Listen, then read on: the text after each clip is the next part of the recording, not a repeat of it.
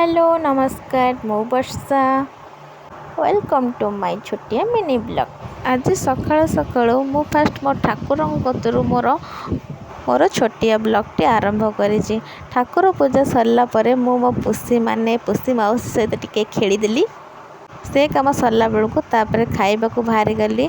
मोर मोर टिके खुआखुई हो गलु। ताको खुआई दौथे से मत खुआई दौथे। खाई सारा पर पिला टिके पाठ पढ़ा को चलीगली।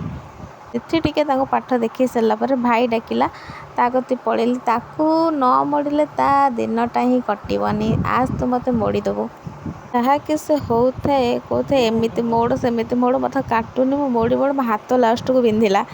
ता कम सरला पर पिला पाठ देखी टे छुट्टी करदेली। सी गलापर आम घर कोणी आसी सांगे सांगे पहुँची सारे से कि कोल्ड ड्रिंक्स देकरी बड़ू कहली टे कोल्ड ड्रिंक्स आमको टे दबको से जमी काढ़ी देदेला।